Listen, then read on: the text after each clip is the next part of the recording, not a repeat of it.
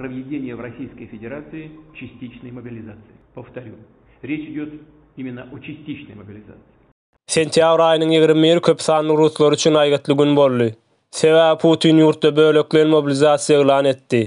Rus analistleriniň aýtmagyna görä bu bölekleň kararyny uzatyş edip taýýarlanypdyr. А самое главное, само понятие частичной мобилизации вызывает вопрос. В российских законах такого понятия нет. Eger isleseler hemmäni urşa alyp gidip bilerler. Bu hem ýurtda uruş ýagdaýy bar diýmek bolýar. Putin şu wagt eçenni gidip duran uruşy ýörüýtü harby operasiýasy diýip atlandyrsa da, indi mundan beýle uruşyň ýokdugyny öz halkyndan gizläp saklap biljekdir. Putin'e görä onuň Ukrainadaky uruşyny alyp barmak üçin goşmaça 300 000 adam güýji gerekdigi aýtdy. Bu hem käbir soraglary ýüze çykarýar. Mundan öňkü 250 000 adamlyk goşuna näme boldy? Ýoksa dolaryň hemmesi Ukraina goşuny tarapyndan ýok edildimi?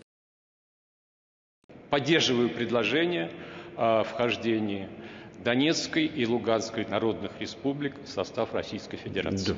Мы об этом не говорим, мы этого не обсуждаем. Bu wakanyň öňü syrasyndan Putin tarapyndan basyp alynan Ukraina topraklaryna Russiýa goşulmak babatyna referenduma geçirjekdigini bildirdi. Ukraina munun garşysynda referenduma Putiniň içerki syýasatyny köşeşdirmek üçin oýnaýan oýuny. Biziň maksadymyz başyndan bäri hiç şeýle üýtgemedi. Biz ähli topraklarymyzy harby ýollar bilen ýygyna almakçy diýilen manyda bildiriş etdi.